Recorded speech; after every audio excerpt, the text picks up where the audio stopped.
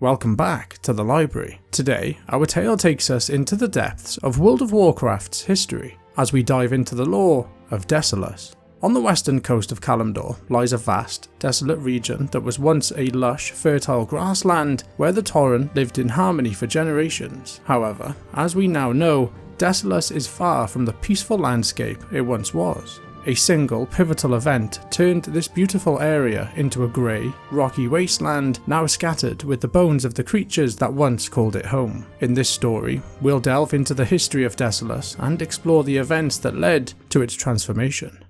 To understand the lore of Desolace, it's essential to first explore the history of those who once called this sacred land home. Around 12,000 years ago, before the War of the Ancients and the Great Sundering, when Kalimdor was a single supercontinent, an ancient race known as the Yongle roamed central Kalimdor. They lived in harmony with nature under the guidance of the demigod Cenarius. However, the Yongle eventually grew frustrated with sharing their hunting grounds with the nearby trolls, and against Cenarius' wishes, they ventured south in search of new territory. They soon encountered the borders of the Mogu Empire, where the emperor at the time, Kiang the Merciless, enslaved the Yongle. His flesh shapers enhanced the Yongle's strength and intelligence. For generations, the Yongle endured harsh conditions until they joined other enslaved races in a rebellion that ultimately overthrew the empire. Although they regained their freedom, much of the Yongle's culture was lost due to strict Mogu laws that prevented them from preserving their storytelling traditions. Some Yongle clung to fragmented myths of the benevolent Cenarius, while others sought to abandon their past and carve out a new destiny. As tensions grew,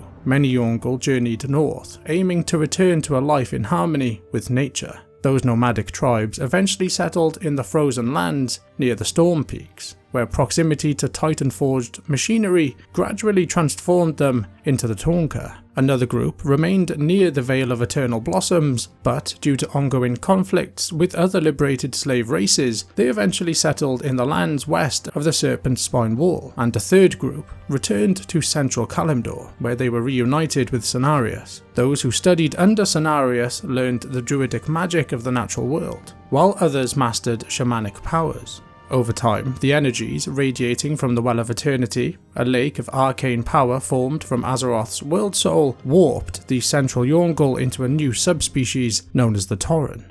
These Tauren returned to their peaceful existence across the forests and the plains of Kalimdor, with very little to disturb their way of life. However, 10,000 years before the opening of the Dark Portal, the War of the Ancients ravaged Azeroth. The conflict between the forces of Azeroth and the Burning Legion culminated in the implosion of the Well of Eternity, triggering the Great Sundering, an event that shattered Azeroth's supercontinent. Approximately 80% of Kalimdor was lost to the seas, leaving behind the landmasses that we see on today's maps of Azeroth. Fortunately for the Tauren, their central lands remained intact, forming the regions we know today as Central Kalimdor. One such region, known as Mashan'she, translating to Loom of the Earth Mother in our language, was particularly sacred to the Tauren. They believed in a transcendent and immortal being called the Earth Mother, whom they revered as the creator of all life. The Tauren believed that she wove the strands of fate, and that just as they were born from her, they would all return to her in death. For the next 9,000 years, the Tauren lived in harmony with their sacred land, devoting themselves to the worship of the Earth Mother. But 1,100 years before the events at the Dark Portal, everything would change. The Tauren began to hear faint whispers coming from their sacred land. Over time, they became convinced that the Earth Mother herself was dwelling beneath the meadows. After decades of efforts to awaken her, the shaman finally succeeded. But to their horror, they discovered that what they had awakened was not the Earth Mother. Instead, they had brought forth the enormous Earth Elemental Princess, known as Theradras. She was the daughter of Therazane the Stone Mother, who was the Elemental Lord of Earth and one of the Old God's lieutenants. Weakened by her long slumber, Theradras drew on the life energies of the surrounding verdant lands to restore her power. In an instant, the once fertile grasslands of Mashan'she were transformed into a barren, rocky, grey desert, which would later be renamed by the Tauren to Desolace. The monumental loss of life sent shockwaves throughout Azeroth and even reached the Emerald Dream. Zaetar, the first son of Cenarius, emerged from the dream to investigate and eventually found Theradras in her lair. However, rather than imprisoning the elemental, he became captivated by the stolen life energies she wielded and fell in love with her. Recognizing the power she held over the half-stag being and finding Zaetar beautiful as well, Theradras claimed that together they could restore the land's beauty. From their forbidden union, a terrifying race was born, the Centaur. The Centaur are a warlike humanoid race with the upper bodies of humans and the lower bodies of horses. Due to the unnatural nature of their parents' union, the Centaur were born cursed, misshapen, and filled with hatred. The first of Zaetar and Theradras' offspring were Kulk, Gelk, Magra, Morodos, and Veng, who became known as the first 5 Khans, the leaders of the Centaur clans that would later emerge from these initial 5 children. Upon seeing his children, Zaetar immediately recognized the gravity of his actions. He attempted to connect with them, but the Centaur saw the disgust in their father's eyes. This provoked them into a blind rage, leading them to murder him. A heartbroken Theradras harshly reprimanded them for their actions. Realizing they had hurt their beloved mother, the Centaur begged for forgiveness and vowed to always honor their late father. Fearing the wrath of Cenarius, Theradras entombed Zaetar's body in her hidden sanctuary, the Crystal Caverns of Terramok. Influenced by the old gods, Theradras trapped Zaetar's spirit and used its energies to transform her home into a place of corruption and suffering. However, the area immediately surrounding Zaetar's grave was spared from this taint and became a lush paradise, nourished by the life energies radiating from Zaetar's body. The Centaur named this cave system Maraudon and treated it as sacred ground. The Centaur then quickly multiplied and spread across Kalimdor, driving the Tauren from their homes in Desolace and sparking a long and brutal war between the two races. After the Night Elves abandoned the region, the Centaur clans effectively took control of Desolace. As the 5 Centaur clans continued to assert their dominance over central Kalimdor, they began to rise in power. The Kolkar clan, founded by Kulk, the first of the Centaur Khans, established Kolkar village in Desolace. Reports also indicate they have additional settlements in Desolace, as well as in the Barrens and Kolkar Crag in southern Durotar. The Gelkis clan, founded by Gelk, the second of the Centaur Khans, made their home in the southernmost parts of Desolace by founding Gelkis village. They are mortal enemies of the Magram clan, a neighbouring tribe we're going to discuss next. The Magram clan, founded by Magra, the third Centaur Khan, established Magram village, and the history books tell us that they were in constant conflict with the Gelkis clan, battling for control over southern Desolace. The Maraudon clan, or simply the Maraudons, were founded by Morodos, the fourth Centaur Khan. They settled in the Valley of Spears, which also serves as the entrance to the Maraudon caves. Finally, the Galak clan, founded by Veng, the 5th Centaur Khan, established a presence in Desolace, but also expanded to other regions like Mulgore and Thousand Needles. Their base of operations in Thousand Needles was known as Camp Ethok. Turning our focus back to the cave system of Maraudon, the Centaur clans protected this place with their lives. Only the most devout among them, spirits, sacred priests, and priestesses were permitted to enter its holy halls. The subterranean tunnels were populated by the ghosts of the first Khans and Theradras' elemental minions. The caverns were also known for their prized crystals, which could be used as powerful reagents for arcane magic. The Satyr Lord Viletongue and his putridus followers, agents of the Burning Legion, ventured into Maraudon after learning of its corruption. Viletongue gained Theradras' trust by creating various minions for her, such as Noxion and Razorlash, who collaborated to taint parts of the complex that had not yet succumbed to the princess's influence. At one point, Zaetar's nephew, Celebrus, and his dryad sisters travelled to Maraudon, hoping to free their uncle's spirit. But instead, they became corrupted as well by the dark energies of the caverns. Desolace and the caverns of Maraudon remained in this blighted state for several hundred years, all the way up until one fateful event that altered the course of Azeroth's history forever: the opening of the Dark Portal. The newly emerged Centaur civilization quickly became sworn enemies of the native Tauren, with both races locked in constant conflict over the sacred lands of central Kalimdor. For over 1,000 years, the Tauren and the Centaur were at war. According to Tauren mythology, the Centaur emerged like a plague from the black lands of the west, driving the Tauren out of their ancestral home and forcing them to roam the plains of the Barrens as nomads. The Centaur relentlessly terrorized central Kalimdor, raiding the settlements of other indigenous peoples, such as the Quilboar. They hunted the Tauren for sport and launched frequent attacks on them. These unprovoked assaults took a heavy toll on both sides, as the Tauren fiercely defended themselves, making the Centaur pay dearly for every attack. However, the Tauren, who had no love for war, would often choose to find a new home rather to sacrifice their lives whenever the Centaur attacked. As a result, they lived in a constant state of upheaval. But as mentioned earlier, everything changed with the opening of the Dark Portal. Without diving into the details surrounding the portal, in the defined Year Zero, the Orcish Horde invaded Azeroth through the Dark Portal. 20 years later, the Orcs, having formed what became known as the New Horde, were led by Thrall and were on a voyage across the Great Sea to the lands of Kalimdor, guided by a mysterious prophet.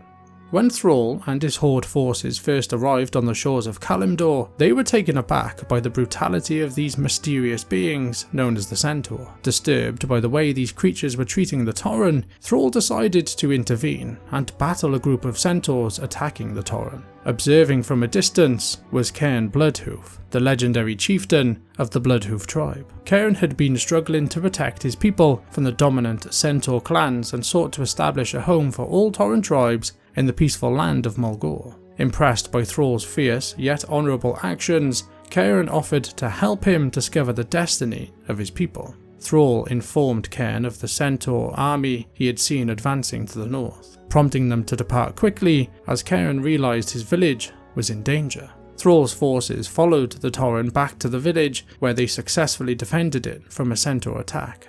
With Centaurs having driven off almost all of the wildlife in the region, the Bloodhoof tribe faced the prospect of starvation unless they abandoned their home and travelled to Mulgore. Cairn agreed to reveal the location of the Oracle in exchange for Thrall's protection during the journey to Mulgore. Thrall agreed to these terms and aided the Tauren on their long journey, defending them and their lumbering Kodo beasts from marauding Centaur. Cairn then told Thrall about the mystical Oracle of Stone Talon Peak. Thrall, grateful for the new friendship he had forged in this foreign land, thanked Cairn, and they parted ways as allies.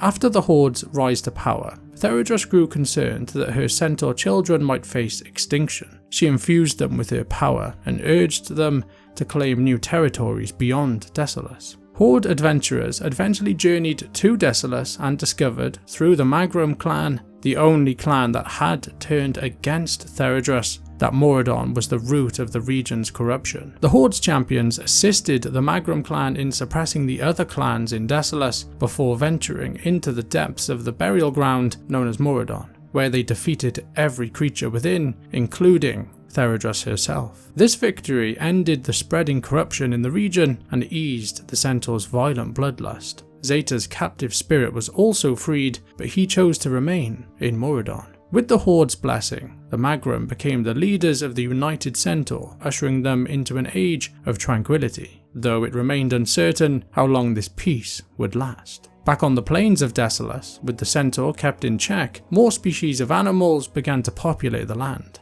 Over time, and after the Third War, more factions established themselves in Desolace. Recently, the Horde, the Alliance, the Burning Blade, the Cenarion Circle, Satyrs and the Naga have all set up posts in this desolate region. Even the greedy goblins of the venture company sent resources into Desolace in a bid to make gold, doing business with various shady characters willing to hunt on the plains. Meat, hides, teeth, anything from the various Kodo, thunder lizards, elementals, basilisks, scorpids, and vultures could be of use to those goblins. The remote plains of Desolace were also once home to a unique breed of horse, known for their proud and wild nature, so proud in fact that they refused to accept any riders. It was this very defiance that caught the attention of the elders of the Orcish Shadow Council. Sometime after the opening of the Dark Portal and the Orcish Horde's invasion of Azeroth, a group of mortal warlocks, servants of the Burning Legion, sought to bind these majestic steeds to their will through dark and twisted rituals. Rituals so horrific that only the most depraved warlocks dared to perform them. Though these newly christened Felsteeds retain their powerful forms, they have been corrupted by infernal energies, now treading flames and breathing fire. Amid the various factions vying for control, Desolace remained in this state for the next 3 years. As the forces of Azeroth ventured to Outland and then to Northrend, ultimately returning victorious over the Lich King, Desolace seemed frozen in time, yet beneath its barren meadows, unrest quietly simmered. Just before Deathwing's return triggered the cataclysm across Azeroth, the world experienced a period known as the Elemental Unrest, during which elemental forces began invading the surface of Azeroth. During this time, the fearsome Earth Elemental Theradras returned, now known as Crown Princess Theradras, serving as one of 4 lieutenants assisting Cho'Gall and his Twilight's Hammer cult. Despite Cho'Gall's urging, she refused to leave Terramok, which she considered her home as it held the remains of her beloved Zaetar. While she chose to remain there, she agreed to aid the Twilight's Hammer by sending earthquakes to the surface, reveling in the chaos and destruction they caused. Ultimately, the forces of King Magni Bronzebeard and Garrosh Hellscream entered Maraudon and defeated the princess once again. During the Cataclysm, Desolace was one of the regions hit particularly hard by the widespread destruction. A small area known as the Kodo Graveyard collapsed into a deep chasm that now stretches from the graveyard to the western shore. Remarkably though, one half of the graveyard transformed into a lush and green landscape. This change was partly caused by the Cenarion Wildlands, a central area in Desolace where a flood of water caused by the Cataclysm revitalized the previously barren land, creating a vibrant grassland with a forested grove at its heart. At the centre of this grove stands Karnam's Glade, a brightly lit shrine featuring Night Elf architecture. This area now offers a glimpse of what this region might have been like before Theradras was accidentally summoned all those years ago. However, these sudden changes to the environment did not go as smoothly as the Cenarion Circle had hoped. Uprooted lashes now roam the eastern and the southern areas, disrupting the new growth, while air elementals hinder further expansion into the western desert. Despite these challenges, the local wildlife has adapted to their transformed surroundings in strange and intriguing ways. Along the coast, new islands were pushed up from beneath the ocean, now occupied by Naga and giants. In the northern part of the region, some of the hillside around the Valley of Spears collapsed into the sea. Despite these shifts, the caverns of Maraudon remained relatively unchanged, right up until the forces of evil across Azeroth struck once more.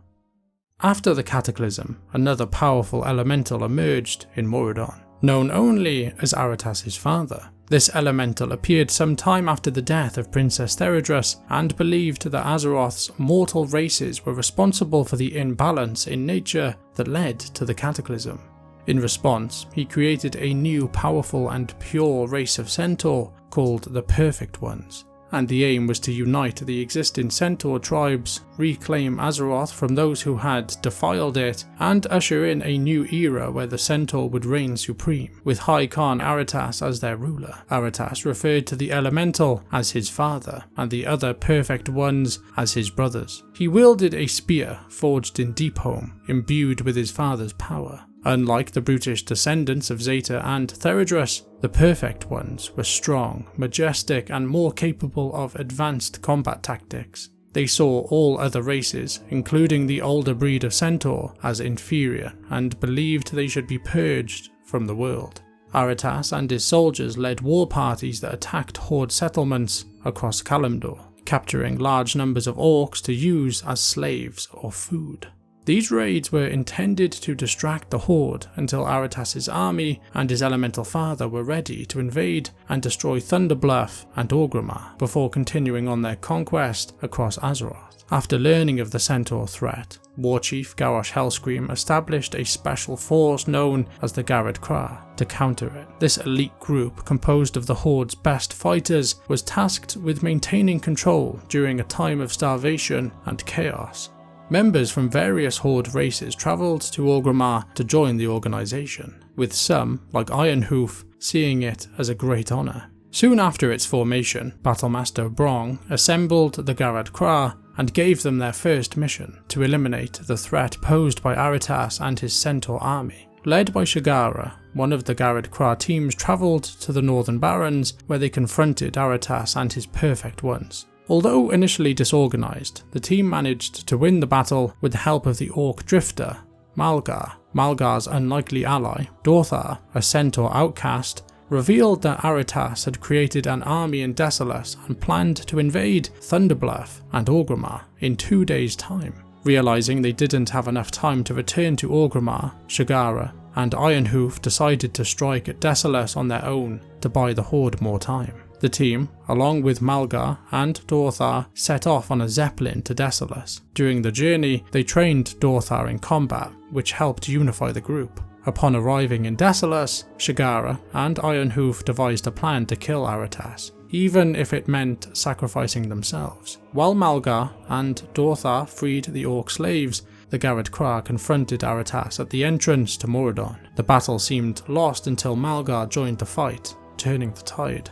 Aratas, realising Malgar was the group's linchpin, tried to kill him, but Radajin, one of the Garrod Krah, took the blow instead. Aratas then dragged the captive Shagara into Maraudon, intending to sacrifice her to his elemental father. Despite Radajin's death, causing discord within the team, Malgar's determination to rescue Shagara inspired the others to follow him in. Inside Maraudon, Aratas summoned his father, and while the Garrod Krah fought the elemental, Malgar and Shagara managed to kill Aratas. And then, using Aratas' spear, the elemental's only weakness, the team managed to destroy the creature. The Centaur took days to recover from Aratas' death, giving the Horde time to position their armies and dismantle the remaining Centaur forces. And since no Perfect Ones have been seen on the plains since, it is believed that they were all wiped out. The team returned to Orgrimmar with Malgar and Dorthar, who both subsequently joined the Garrod Krah. During the period surrounding the events of the Cataclysm, the Twilight's Hammer gained significant power as a nihilistic sect devoted to serving and worshipping the old gods, intent on bringing about the end of the world.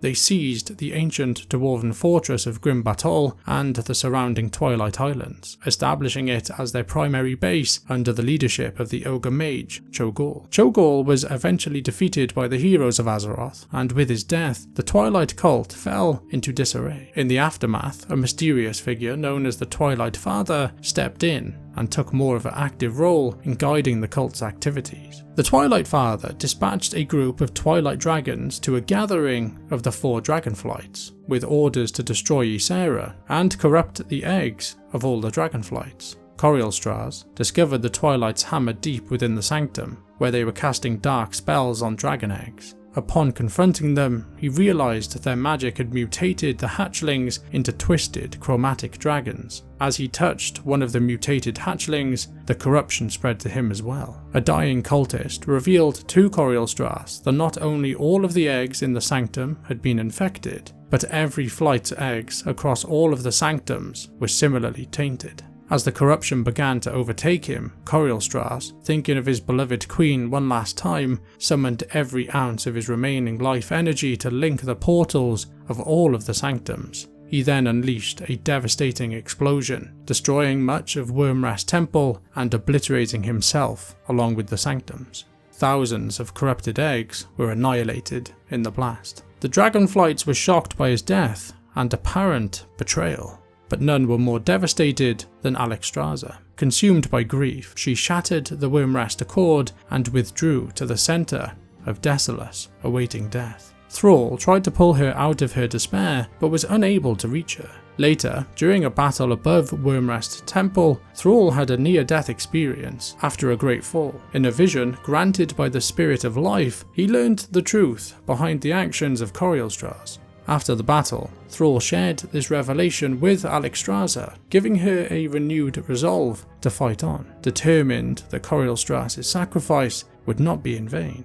In the years following the Cataclysm, up to the present day, only 2 minor events have occurred in Desolace. The renowned Wavestrider ship made a voyage to the region to trade with the Grimtail clan of Gnolls, and also visit the secluded Flayer's Point. Later, after the campaign on Argus, Magni Bronzebeard travelled to Desolace to speak with the Centaur about the current state of Azeroth. Beyond these two events, the history of Desolace begins to fade, with this central Kalimdor region slowly slipping into obscurity. So the chapter on Desolace draws to a close, and whether the history books will once again open to continue its story remains uncertain. But, as always, there are empty pages in the library's books, waiting for new tales to be written. But until then, we must bid you farewell, and as always, may the light guide your path.